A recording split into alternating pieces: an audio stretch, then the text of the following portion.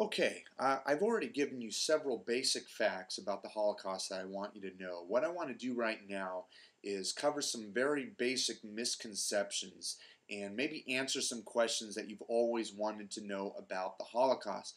These are some things that I personally struggled with when I studied the Holocaust. I often wondered, why did this happen or why didn't this happen? And I want to cover those things right now. First of all, why the Jews? Why did Hitler target the Jews? Of all people, why did he pick the Jews? Well, first of all, Hitler was a massive conspiracy theorist. He actually believed that the Jews were part of a worldwide global conspiracy to take over the world using communism. He called this network Judeo-Bolshevism. He believed that the Jews were behind World War I, that they were controlling the world through banking systems, and that they had invented communism to take over the world. So that, among many other reasons, is why he targeted the Jews. He also blamed them for the poor state of the German economy and for just about everything going wrong in the world. Next question. Did Hitler want to kill all the Jews in Europe? Was that his original plan from the very beginning? The answer is no. That was not his intention from the very beginning. He simply wanted them out of his way. He wanted to get them out of Germany at first. But as the war dragged on, this became what was known as the final solution. There were many other solutions that were considered before the final solution. The most famous was probably the Madagascar plan. He wanted to ship all the Jews out of Europe and onto an island off of the coast of Africa. That was a plan that was actually considered, but was considered unfeasible. So midway through the war, he considered the final solution, which was in fact a horrible solution. It was genocide. It was the mass extermination of an entire group of people. Next question. If the Holocaust happened in a series of gradual stages, why didn't the Jews just leave? This is what I wondered for many years. Why didn't they just get out? Wouldn't you have just gotten out of the country? You all watched horror movies where you're saying to the protagonist, "Don't go in the house. I can't believe you went in the house. Don't go in the house." And all of these things. Why didn't the Jews just leave Europe? Why didn't they? First of all, many did leave Europe, but the problem was they went to the neighboring countries such as France and Poland, who were quickly taken over by Germany. Second, many did leave, but many were unable to leave. Many had tried to leave and go to various other countries such as Great Britain and the United States, but many countries wouldn't allow them into the country. So they were literally turned back at the door. So many Jews had to stay in Germany if they couldn't find a country to take them. Also, why didn't the Jews just leave? Well, many Jews figured that, it wouldn't really come to a death camp type situation. Think about it. Germany was a modern, industrial, civilized nation. They were one of the great technological nations. They had produced great literature. Who would have thought that they would be converted into a killing machine in just a few years? A lot of people thought it could never happen. Not in Germany, of all places. The next question that a lot of people have, were the Jews the only targets of the Holocaust? And the answer here is no. They were not the only Jews. About 11 million people died as a result of the Holocaust. 6 million were Jews. So what about the other 5 million? Mostly they were communist leaders. Remember, Hitler believed that communism was a Jewish plot, and he wanted to annihilate communism. He believed the way to annihilate an idea is to kill everyone who holds the idea. So when he invaded Russia, he gave special orders to his officers that they would not take any high-ranking Russian officials as prisoners of war, that they were to be exterminated. They would kill any communist leaders, any high-ranking communist intelligentsia. They were to be put in the camps as well, and later exterminated, or just shot on the spot. Um, Political prisoners of all kinds. If you didn't fall in step with the Nazi party, no matter what party you belonged to, you were in the camps. The old, this is very sad, the elderly were really the first victims of the Holocaust. Um, I've had a German exchange student, and I asked her about this, and she told me that for math problems, the German students had to calculate how much it costs to keep an elderly person alive, how much it costs the state, and that the implication being, wouldn't it save the state a lot more money if these old people just died? And it was very, very sad to say that a lot of these elderly people were simply taken away for special treatment, where their families were later informed that they had passed away from natural causes, when in fact that they were euthanized, they were exterminated.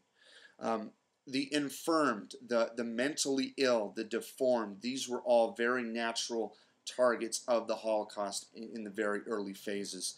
Other marginal groups of people that were considered deviant or outcast in one way or another, such as homosexuals, such as Jehovah's Witnesses, and really anyone else that didn't fall in line with the Nazi Party. If you disagreed with the Nazi Party, you could get yourself on a list of people to be taken away. Next question. Why did the Jews willingly cooperate? Why didn't they just resist? Why didn't they fight back? If they knew they were going to die, if you knew you were going to an extermination camp, wouldn't you at least die fighting? The fact is, most people didn't know that they were going to die. The Holocaust, the death camp phase, was a top secret organization. It was so elaborate that they told the Jews to pack a suitcase, and they checked their luggage on these train rides. They checked their luggage. They said, make sure you hold on to your ticket so you can get your luggage back. That's how elaborate this top secret operation was. They had to keep it absolutely secret because they believed, of course, that the Jews would not go along with it, that they would retaliate unless it was absolutely top secret. So these death camps were hush hush. Next question. Did the Allies know that this was going on? Did the United States, did Great Britain, did Russia, did the Allied forces fighting against Germany, did they know that this was happening, first of all, and could they have prevented it during the war? Well, the fact is, there were reports of massive camps, and there were reports of these exterminations going on. So the Allies did know that something along these lines were going on. I will include the fact that most eyewitness accounts during wartime, most accounts of atrocities are exaggerated. In every war throughout human history, at the time, people will always say it's worse than it actually turns out to be. In this case, however, it was not. This was absolutely brutal. But what could the Allies have done early in the war? There were several options. They could bomb the railroad lines. This was an option that was considered. They could bomb the railroad lines that ran to the death camps. They could have simply taken these out. The problem is this would have tied up Allied resources, and the railway lines could have quickly been repaired and really would not have been a viable an option in this case. Another option that was considered was bombing the death camps themselves. Now, while this would kill tens of thousands of people, it would, take out the means of extermination, and this would have set back the killings for a certain period of time. However, I don't know about you, but I could not give an order to bomb a camp with tens of thousands of people. It would have been a very difficult thing to do, even though lives may have been saved in the long run. It's inconceivable to give an order like that to bomb a camp of prisoners. So what was the solution? The Allies believed that if they dedicated all of their resources to defeating the Nazi war machine, that they could liberate Europe and set these death camps free as soon as possible. And they believed that any other effort towards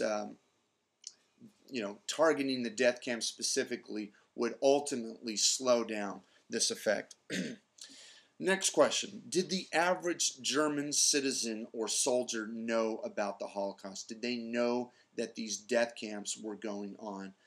A lot of people want to indict the entire German country, nation, and say, you guys were responsible, all of you are responsible for this horrible Holocaust. Is that fair to indict every German citizen at this point in time? A lot of people think, first of all, that every German citizen was a Nazi. That is not true. Nazis were an extremist political party, and at the height of their popularity, when Germany was still a relatively free country, they only had about 35% of the popular vote. So not everyone was a Nazi. Did the average German citizen know? Did the average German soldier know? The answer to this, I believe, is no. Again, the Holocaust was a top secret operation. I do not believe that the average citizen knew. I do not believe that the average German soldier knew that there were these huge death camps in operation exterminating Jews on an unprecedented scale. Second of all, there were no orders given on paper, at least from Hitler, ordering such a thing. This was so top secret that they didn't even put this in official documents. They used code words or euphemisms. For example, they would not say transport 5,000 Jews to Auschwitz and exterminate them in the concentration camp. They would never have put that in an official document. What they said instead was transfer 5,000 prisoners and put them in line for special treatment. They would call it special treatment. They would not use the terms of gas chamber or extermination. Again, this was an elaborate cover-up. They did not want anyone to know about this.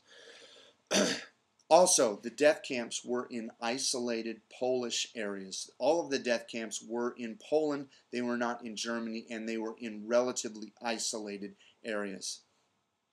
Even the Jews in the camps themselves probably didn't know what was going to happen, as the death camps were, even within the gas chambers within the death camps themselves were even a bit isolated from the rest of the camp population. When the German armies moved through Europe, they just kept engaging the enemy. They did not stay around and occupy the nation that they held. For example, when the German armies moved through Poland, they just kept going to the front, the battle lines. And what happened after that was very elite special units of SS, of the German military, called Einsatzgruppen or action squads. They were given special duties to go in and execute large members of the population. These were highly trained, hand-picked soldiers that were capable of doing such a thing. I don't think the average German soldier would have been capable of committing atrocities on this unprecedented scale. Why gas chambers? Why did they use gas chambers? What was the purpose of this? Well, first of all, it was much more secretive. Again, this was a top secret operation. It had to be kept quiet, and they decided finally that gas chambers were the most covert way to exterminate.